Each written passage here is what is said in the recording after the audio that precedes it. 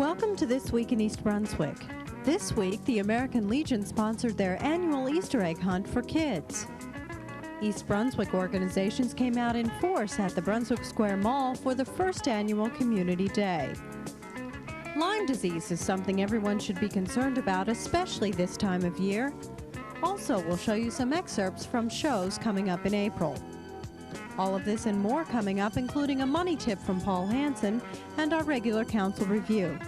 But first, here's a preview of programs on Channel 8 next week. Join Lenore Kulik for resistance training on Look Great, Feel Great Monday morning at 10. At 10:30, it's Stories from the Library for preschoolers.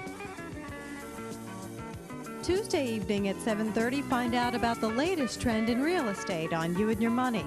At 8 o'clock, John Runyon, Executive Director of the Chamber of Commerce, introduces the East Brunswick Route 18 Committee on Business Bylines. Wednesday, find out what the students of East Brunswick High School are reading on Spotlight on Education at 7:30. At 8 o'clock, Stuart Davis talks with Votech students on 18. This Week in East Brunswick returns on Thursday at 7 and 8, and at 7:30, Ken Shalhoub discusses new trends in contraception with Dr. Francine Sanofsky.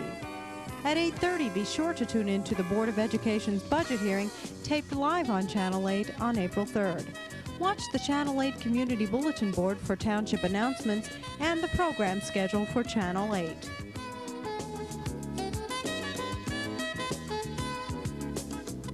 The Township, along with Brunswick Square Mall, organized a community day where nonprofit groups were represented. Each group set up a booth for interested shoppers to stop and have a look. The library was also represented by Hope Muehlberg of the Friends of the Library and Susan Pober of the Children's Department. We're here to promote the East Brunswick Friends of the Library, to make people aware that we do exist, and we welcome people from the East Brunswick community to join our group. People can become members of the library by, well, let's see, it starts at $5 for membership, but we encourage people to join for the $25 membership. And at that point, you get any one of these gifts. And also, by being a member of the Friends of the Library, you get a newsletter telling you all the events that are going on, including things from the children's area of the library. And we have 2 general membership meetings a year.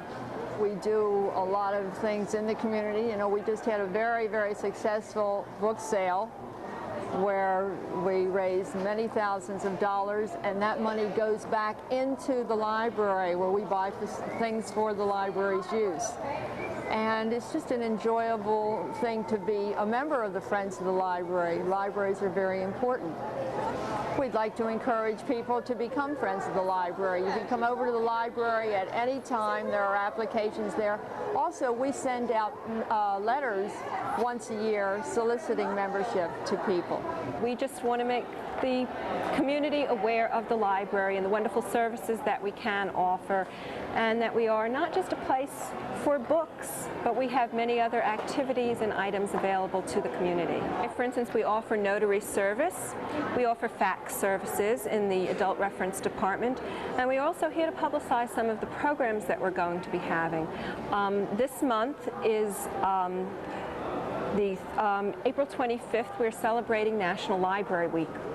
And we are celebrating along with other libraries throughout the nation in a reading program called Night of 1,000 Stars. And we'll be having a lot of local celebrities and politicians and people involved in the community coming to the library to read and encouraging families to read. Well, we are also encouraging people, if they don't have library cards, to get library cards as residents or non-residents where they can purchase cards. So people can apply for library cards today. We also have information about our government document services and about some of our other programs. Well, our mission here is to make sure that everyone knows about the East Brunswick Library and about what a wonderful institution we are and what an active and constantly changing institution we are.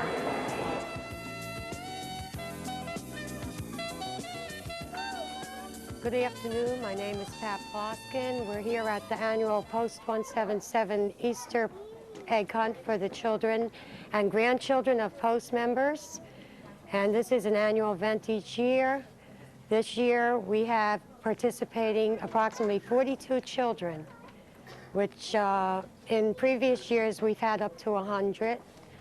I'd like to thank our auxiliary of the Post for the refreshments and everything else, and Post 177 for their help in putting this whole hunt together. Fortunately, the weather was with us this afternoon, and I believe all the children had a very good time. Each child here today will receive an Easter basket along with the stuffed toy and some individual candies. At this time, I'd like to wish everyone a happy Easter and a happy holiday.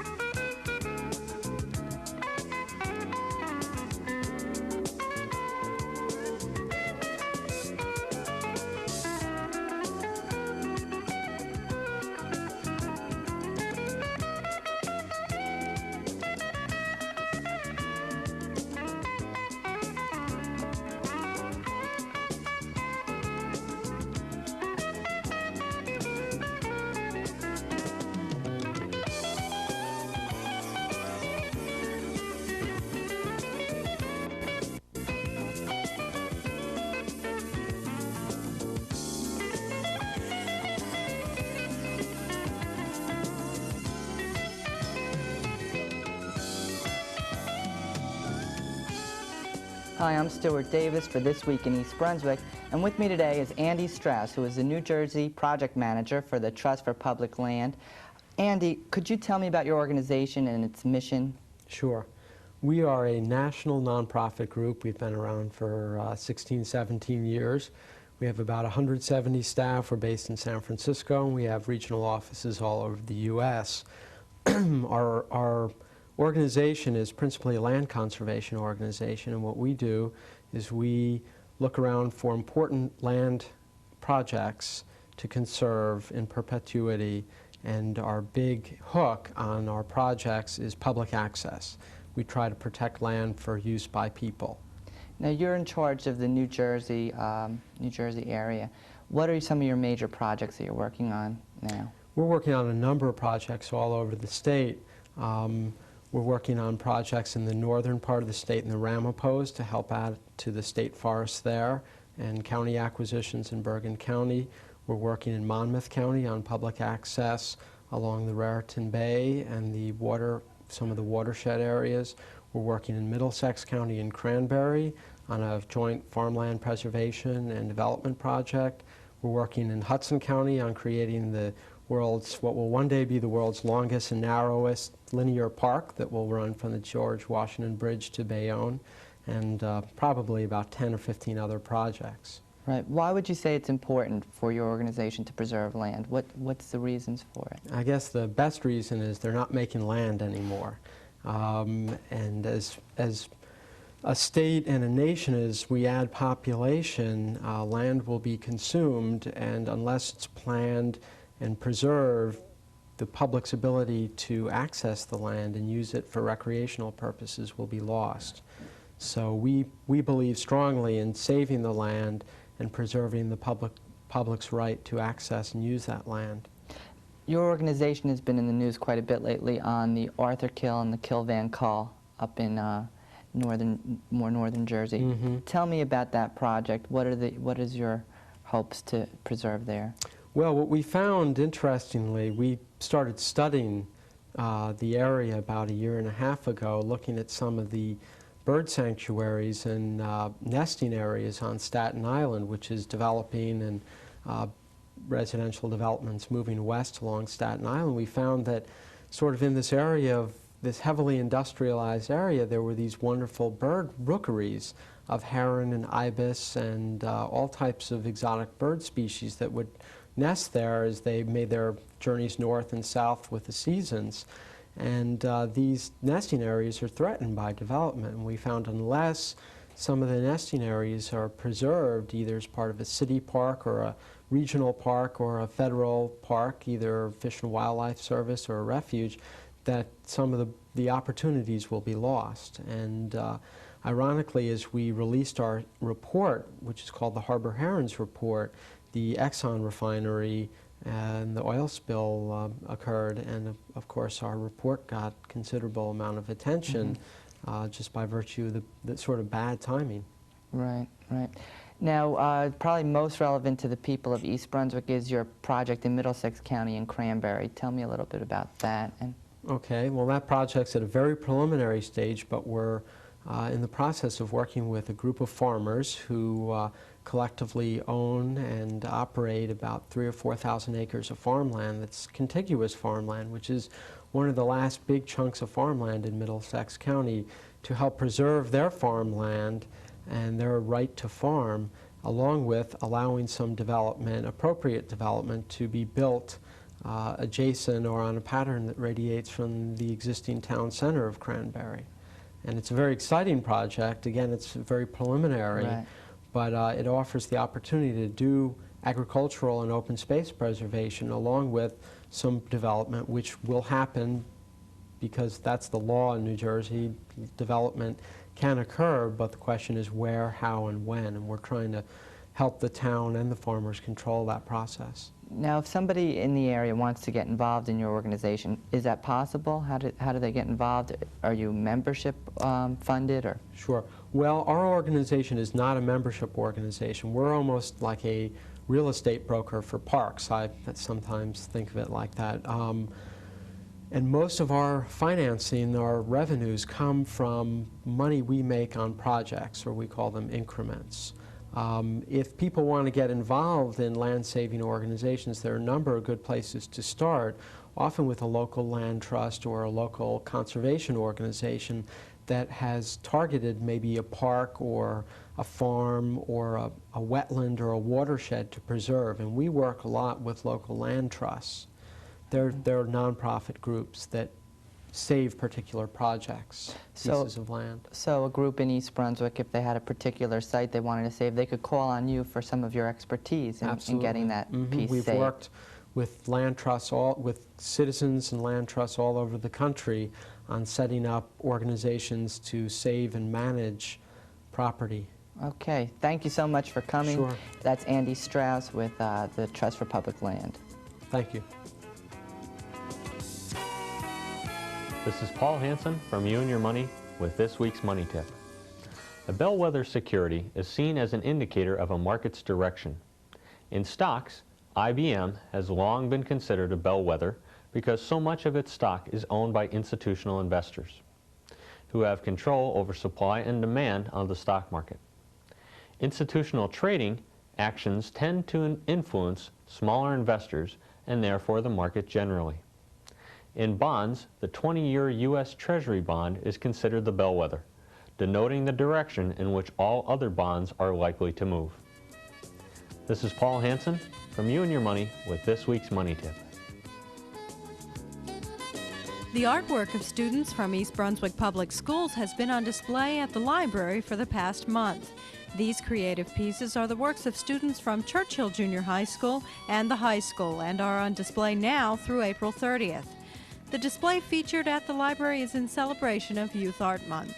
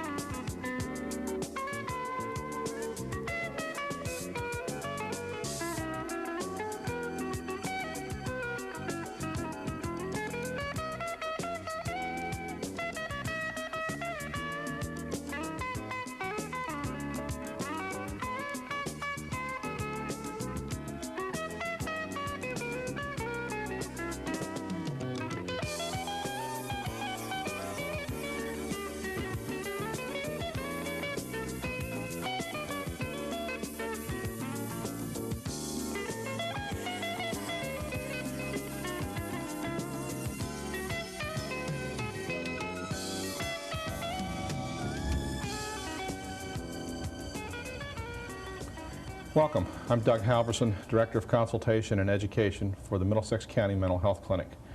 With me today is Francine Michalowski. Francine is co-president of C.H.A.D.D, Children with Attention Deficit Disorder.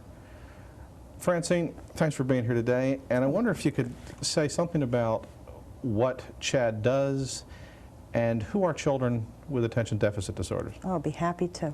Well, first of all, C.H.A.D.D is what it says, children with attention deficit disorder. And what that means, first of all, is basically what it says, is attention. They have a problem dealing with attention. They can be inattentive, they can be impulsive, they can or cannot be hyperactive. It depends on the children. And what C.H.A.D.D does as an organization is basically get people aware of what ADD is. And this is through education, through telling teachers and parents what can be done, what kind of information, what kind of laws are there. And it can be a clearinghouse for the parents and support for the parents as well. A lot of people don't know what it is and think that it could be a medical problem, or it could be just a spoiled child or a child that has problems, but they really don't know what happens or what can be the cause of it all, and not thinking that it can be a real handicapping condition. Some people consider it to be an invisible handicap because these children can be seen as the troublemaker in school, the child that talks back. These are unorganized children. They can't remember where they put things. The papers are messed up. They don't remember where their shoe is on their way out the door to school. And what happens is a lot of anxiety because the parents don't know what to do and don't know where this is coming from. And we're here to help them. We're a national organization of about 70 members nationwide. There are 4 in New Jersey. And I got to say that we've come a long way in a very short time because of programs like your own. So you do advocacy, education, and generally try to raise public awareness. Oh, absolutely. That's so important. Francine, thank you for being here today. I was glad to come. Thank you. With me today has been Francine Michalowski, co-president of C.H.A.D D, Children with Attention Deficit Disorder. For further information, you may call one of 2 numbers, either 257-6466, where you can speak to Francine, or 390-8508, where you may speak to Bobby Weiss. Francine, again, thanks for being here. Thank you. Thanks for watching. This month on EB People, Sandy Landman discusses Holocaust survivor issues with psychotherapist Barbara Warsetsky. The focus of the discussion is on issues children of survivors must face, and EB resident Sarah Goodman speaks from personal experience. My mother is considered a child survivor. She's from Romania, and she wasn't in a concentration camp. She was in a war camp. She went in when she was 5. I just spoke to her this morning, and she said, you know, it's interesting, when you were growing up, I blocked out most of my experiences. I didn't want to remember them. I didn't want to discuss it with you. But now, as I'm getting older, the memories are coming back, and my need to talk about them is much stronger. And I know that this is true because she will talk more to my daughter about her experiences and about the Holocaust than she did when we were growing up. It's interesting, I didn't really know that I was a child of a survivor until I was about 11 years old. It was not something that was ever spoken about in my house. We lived in we came here from Israel. And when we first came here, we lived in Canada with my uncle. And then there was a very large survivor community. But we were only there for a year, and then we lived in Rochester, New York, and Schenectady, New York, where the community was small. And it was just not, my parents' friends were not survivors. They were either Israeli or American. Was your father also a survivor? Yes, my father is also a survivor. He was 16. He's from Hungary, and he was in Auschwitz for a year. So it was just not something in our immediate environment. I remember when I was in, I guess, 6th or 7th grade, we saw a film, Night and Fog. And that was my first introduction to the Holocaust. And I remember coming home and speaking to my parents about it. And I remember them saying, yes, you know, we were in concentration camps too. And that was it. And then we never really discussed it until I was in college. Were you surprised when you heard that? I was surprised. I was very surprised, yes. And I often think back and wonder why I didn't pursue the subject with them. And now as an adult, looking back and speaking to people about it, I realized that I think there was a message in my house that this was not something to be spoken about. It was just not there. And even now, we don't speak about it a lot. And certainly not directly. I know sometimes when I'm home and my parents have friends who come over and the subject comes up, then I get bits and pieces of information, but not because I've directly asked them, just because I've heard it. This show is actually, I think, going to be an interesting impetus in our family, because I called my mother this morning. It's funny that I didn't mention it to her until this morning. And I said, you know, I'm calling you because I'm really not sure of the facts. I don't know how old you were. I don't know where you were. And I'm going to be on the show, and I guess I need to know some facts. And she said, you know, we weren't ready to talk about it when you were younger, but now we are. As a matter of fact, next week your father's going to one of the local high schools to talk about his experiences, and I was shocked. I thought he would be the last person in the world to do something like that. So, you know, I think that was part of growing up in a house of a survivor. You know, we didn't know about their childhood. We didn't know much about our grandparents.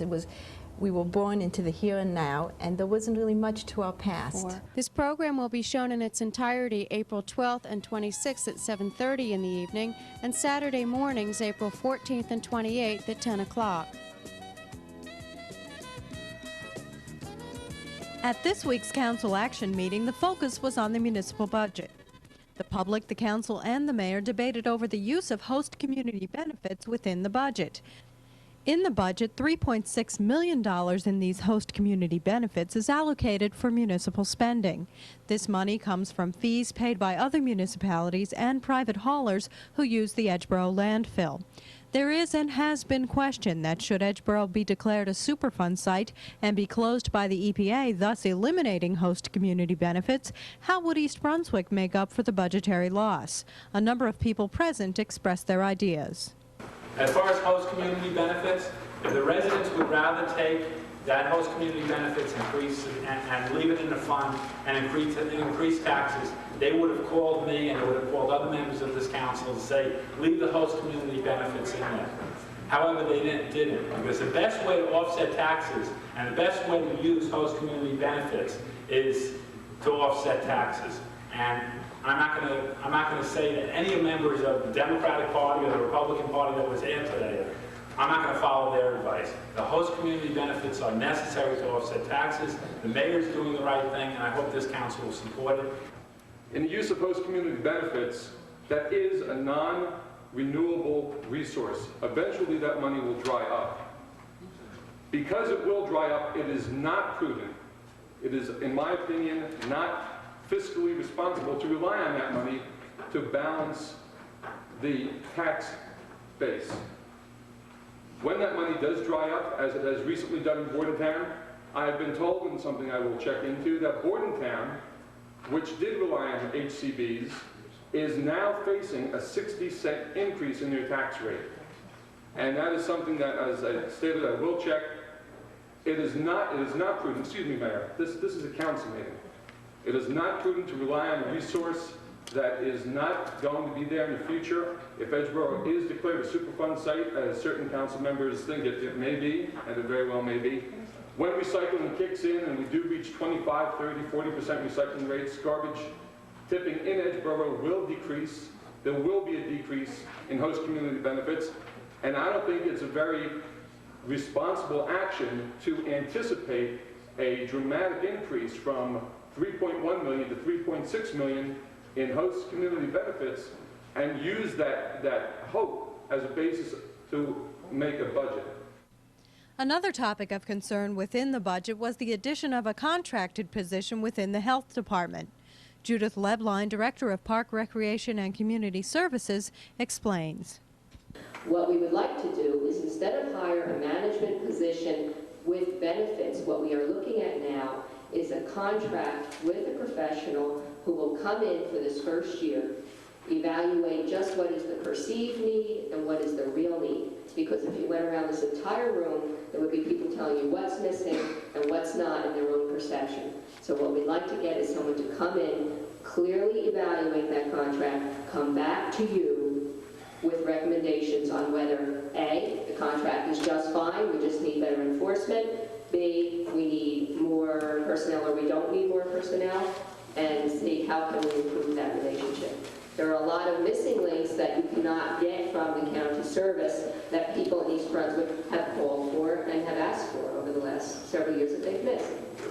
If I would be criticized by anyone, whether it's Mr. O'Connor or anybody else in the audience, for spending a little bit extra money in the area of health, I'll accept that criticism today, tomorrow, and as long as I'm in public service, because you just can't be too careful with both health and the environment.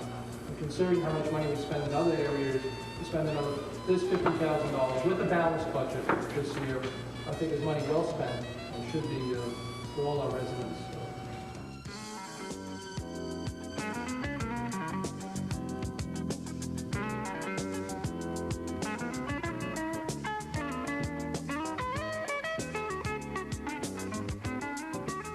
This is the time of year that Lyme disease becomes a major health concern. Channel 8, in conjunction with East Brunswick Public Schools and the East Brunswick Parks Department, has produced a program about Lyme disease aimed towards students. This awareness tape features kids from Hammersholt Middle School and answers several questions about Lyme disease, its signs, symptoms, and treatment. This program can be seen on May 1st and 15th at 7 p.m. on Channel 8.